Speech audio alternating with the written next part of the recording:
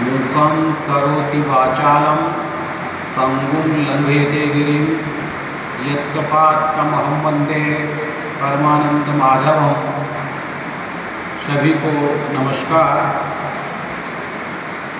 शास्त्री द्वितीय वर्ष के प्रथम प्रश्न के अंतर्गत अलंकार शास्त्र के इतिहास के विषय में चर्चा करते हुए सर्वप्रथम उसकी प्रस्तावना के विषय में विचार करते हैं। काव्ये कर्म काव्यम, अतः ये काव्य रचनां कुर्वन्ति ते तु कवयः इति उच्यन्ते।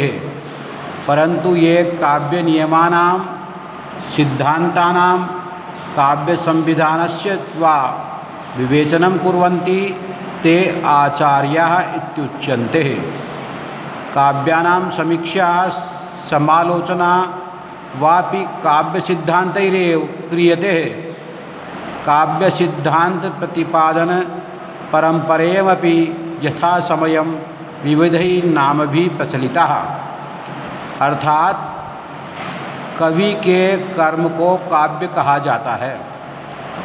जो काव्य की रचना करते हैं उन्हें कवि कहा जाता है, किंतु जो काव्य के नियमों का, सिद्धांतों का और काव्य के संविधान का विवेचन करते हैं उन्हें आचार्य कहा जाता है।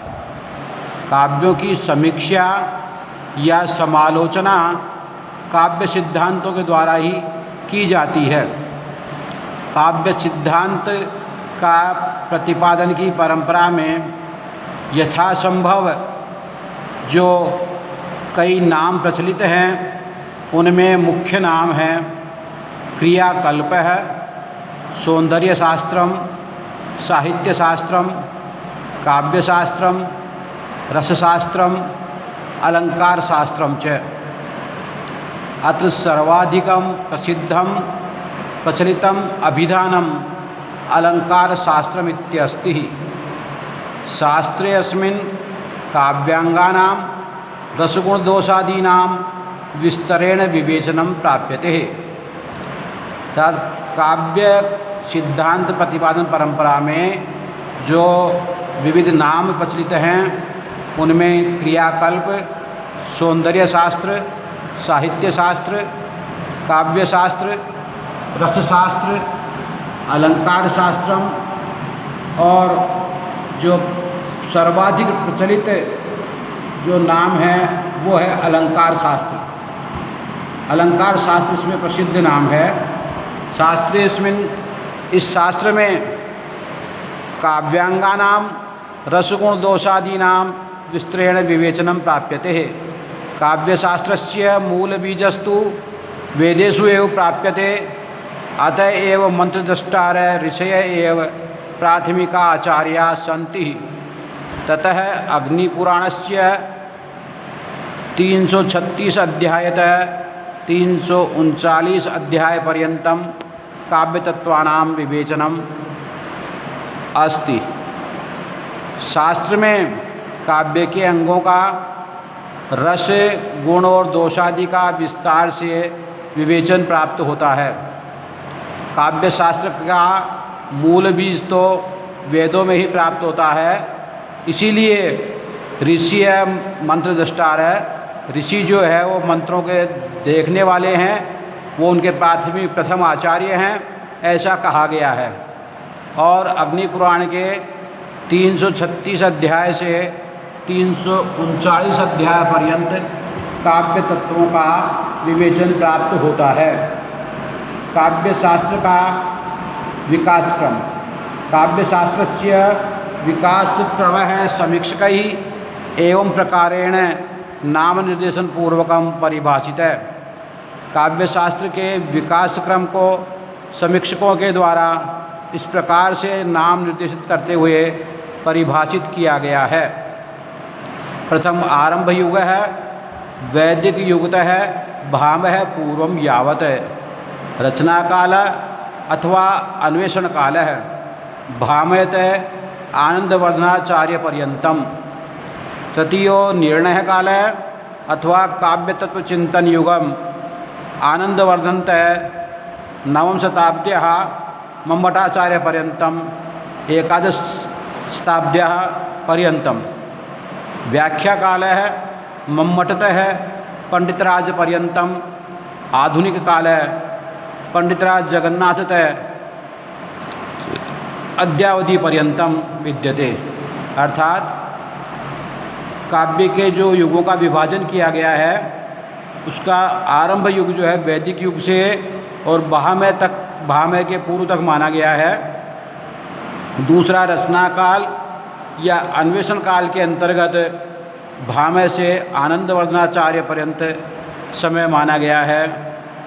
तीसरा निर्णय काल या काव्य तत्व चिंतन युग जो है ये आनंदवर्धन से जो कि 9वीं शताब्दी में हुए थे उनसे लेकर के आचार्य मम्मट जो 11वीं सदी में हुए तब तक का समय निश्चित किया गया है। व्याख्या काल जो है वो मम्मट से पंडितराज जगन्नाथ पर्यंत माना गया है और आधुनिक काल का समय पंडितराज जगन्नाथ जो कि 16वीं शताब्दी में हुए थे उससे लेकर के आज तक माना गया है। अलंकार शास्त्र है षट संप्रदाय प्रसिद्धा सन्ति रस संप्रदाय, अलंकार संप्रदाय, रीति संप्रदाय, ध्वनि संप्रदाय, वक्रोक्ति संप्रदाय और चित्त संप्रदायश्च। रस संप्रदाय के आचार्य जो हैं वो भरत मुनि हैं। इन्होंने रस को इसमें मुख्य माना है। अलंकार संप्रदाय के संस्थापक आचार्य भामय हैं तथा रीति संप्रदाय के आचार्य वामन हैं। इसी प्रकार से ध्वनि संप्रदाय के संस्थापक आचार्य आनंदवर्धन हैं और वक्रोक्ति संप्रदाय के आचार्य कुंतक हैं तथा औचित्य संप्रदाय के आचार्य संस्थापक क्षेमेंद्र हैं। तत्पश्चात अलंकार शास्त्रस्य किम प्रयोजनम किम उपादेयता उपयोगिता वा अस्मिन् विषये चर्चा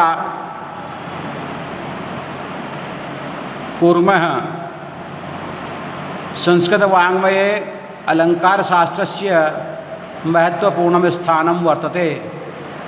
अलंकारशास्त्रेण न केवलं काव्यगतगुणानामेव ज्ञानं भवति अपितु तेन काव्यात्मभूतस्य रसस्य सौन्दर्ये न्यूनतोत्पादकानां शब्दार्थ रसदोषाणामपि सम्यक परिचय प्राप्यते। अर्थात अलंकार शास्त्र में का जो स्थान है वो संस्कृत वाङ्मय में महत्वपूर्ण स्थान बताया गया है। अलंकार शास्त्र के द्वारा न केवल काव्य के गुणों का ही ज्ञान होता है अपितु काव्य की आत्मभूत रस के सौंदर्य की न्यूनता आदि के विषय में भी न्यूनता को उत्पन्न करने वाले जो शब्दार्थ हैं रस दोष आदि का भी सम्यक परिचय प्राप्त होता है। काव्ये यथा गुणा उपादेयतया स्वीकार्या भवन्ति तथैव दोषाः हेयतया त्याज्या अतएव प्रायः सर्वैरप्यालंकारिकैः गुणेभ्यः प्रागेव दोषा विवेचिताः। काव्य में जैसे गुणों की उपादेयता स्वीकार की गई है वैसे ही दोषों को हेय बताया गया है, त्याज्य बताया गया है। इसलिए प्रायः सभी अलंकारिकों के द्वारा गुणों के पूर्व दोषों की विवेचना की गई है।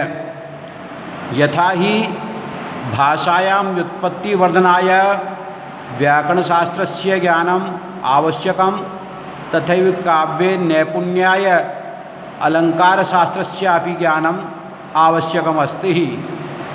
अलंकारशास्त्रेण एतदपि ज्ञायते यत् के तावत् दोषा सन्ति येषां संपर्केण सालंकारादि भूषितापि कविता कामिनी नितरां हेया अनुपादेया च संजायते।